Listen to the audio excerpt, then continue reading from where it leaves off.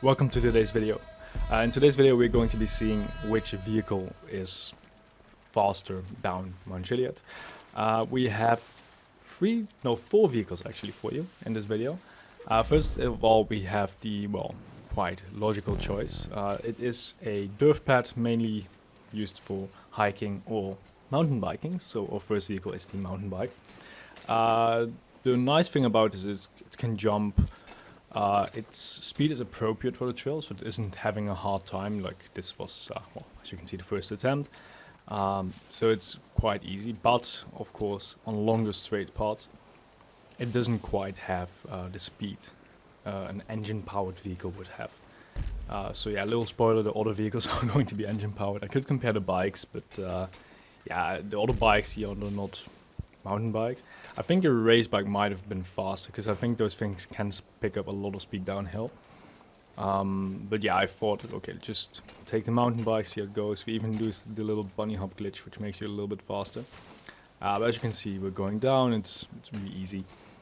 Nothing compared to the other vehicles. Little spoiler, the other vehicles are going to be a little bit harder to control going down. But yeah, the mountain bike, really easy. You see here, we don't even hit the landing point quite well because we don't really go that fast, which will be a tiny problem for the other vehicles. But as you can see, we take the fun route. Well, obviously you have to take the fun route. We even do a little tail whip right there as much as we can. But yeah, the route is basically just you start at Chilliad and then you go down the left side, I guess. Depends where you stand, of course. But for all perspective, left. And then we end at, the end of the trail, which is, funnily enough, ending at the highway. Also, it's ending at a jump. So if you finish a trail, you have to do a jump. You can take a little exit before, so it makes sense. Yeah, fair enough. You can take the exit before. The jump is just for the extreme people. But yeah, it's funny, the jump ends at the highway. As you can see there, right at the finish line. You could have gone right there if you don't want to take the crazy jump. I say crazy jump. For GTA standard, it's not crazy, but for real life, this would be like pretty gnarly jump, especially ending in the highway. But there we have it, with a very respectable time of just over 2 minutes. And next up we have the Vito.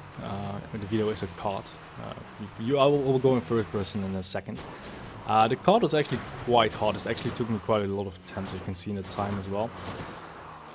The thing is, like, if it hits anything, it does a 360. So at some points I just started incorporating 360s. Like if it did like 1 or 2 360s, it would have still been a good run.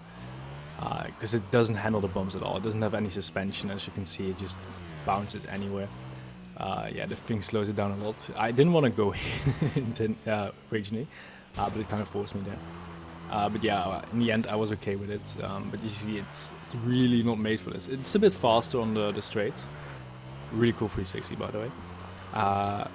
But it definitely has way less control than the mountain bike. Especially on like sections like this with little bumps, I have to slow down quite a lot just to not flip. You can see, like, it takes a lot of time. It's definitely not made for this. You know, maybe a off-road version of this would be better. But yeah, we don't really have that. I mean, we have the quads, but that's just a glorified bike. And a little spoiler, because I like spoilers, we're gonna have a bike later on, because, well, that's a dirt bike is the quite obvious choice to go down this road if you want to go fast. You know, mountain bike the first one, and then, you know, dirt bike makes sense. Although that one is really fast, so you have to scrub speed in those sections, because otherwise you just go flying and probably just fall off. But the open world is doing not too bad. Luckily you can't really fall off, so it's not terrible. But as you can see, we're closing in. Our time is going to be a tiny bit faster than the mountain bike, especially because of sections like this, where this thing just picks up way more speed. Of course, the higher sections don't really help, especially with the spinning and all. But in the end, it's still a time a little bit faster than the mountain bike. Next up we have one of the harder vehicles, I would say. The Vito was hard, but it was relatively slow and, well, small. This thing isn't quite small. As you can see, it struggles a lot to stay on track and a lot of bumping. At least its suspension is really good, acceleration, top speed also nice. Of course, top speed it can't use too much. Acceleration, it sure can. But yeah, you can see it struggles a lot. At least, like I said, suspension helps it. But yeah, most runs looked like this. So as you can tell by my commentary, this was not the final run, as you can see here as well. A lot of runs ended by just it falling. Yeah, so we blend out the timer, and here we have a little compilation of, well, let's say the failed attempts. This one actually was like a second attempt. We got quite far, but then not to the end. Then the next one, we just fell straight off. At some point we got really good at the first section, but then sometimes, yeah, we just fell. And then this happened a lot, just a small spin out, or just losing the balance, going on 2 wheels, and then, yeah, hitting a rock. Yeah, this also a lot, just going slightly off trail, hitting a piece where you're not supposed to hit, and then this one was a bit further. Then we just on a low speed section as well, and then we just tumbled down the hill basically. This one was also a bit annoying because we just missed the landing zone and we just went off the wrong side of the mountain. We landed it kind of, but still reset because, well, we were quite far off. This one is also a bit annoying because we landed and then, yeah, just got wedged into the trees and then slowly started rolling and, yeah, reset once again. Then this one also a bit annoying, a bit too much speed and just very slow and steady spin out. Yeah, this is also once again the starting section. That little bump caught us out many times, but eventually we managed to get a run in, and that is this run. It's a bit more cautious. As you can see, there's a lot of trails, like you know, we kind of know where to go, but sometimes it's hard to execute. But as you can see, like, very precautious with the braking and everything, because if you hit something a bit weird, it's gonna send you flying. So this run will have a final time, but I do want you to consider there is a lot more potential in this run, because it's just, yeah, it's just, if you go all out, there's a big chance you crash, right?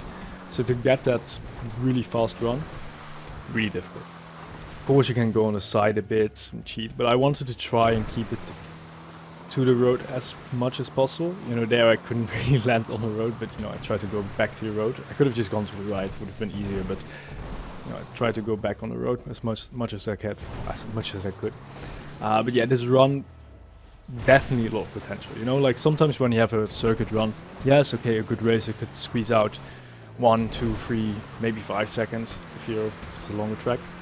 On this one, you can easily squeeze out like way more seconds, but you have to get insanely lucky, or just get really good at the lines you're taking. But a 120 could have also been a 110, maybe even a 1.5, maybe 1 minute. Who knows? 1 minute, like, crazy luck, crazy commitment as well. The same for this run, kinda. Of course, this was an easier run because a bike is a bit easier to control,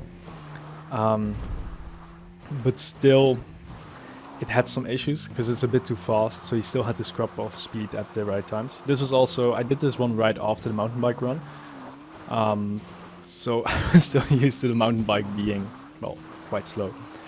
And this thing just flew and also like overshot. The time still says 0, you know, like it's my first run, but it wasn't my first run. I did a couple more, but I just reset the race because I had this stupid checkpoint, which I later removed for some of the other runs. So yeah, this wasn't my first run. I had to, like, here you can see I have to brake, otherwise I'll just go flying there. But I landed there really, really nicely. I think this one could be optimized more as well, for sure. Like if you just full send it to get really lucky where you land. But even here you can see I'm taking some creative liberties with the path. But it's just to save myself from not crashing. But I think you could do this even faster. But I think there's less margin compared to the Draugr. This will end a little bit faster than the Draugr, but I think, yeah, Draugr could potentially be faster, but this could also be faster because it's also not upgraded. But yeah, in the end, what is easiest? Probably a bike.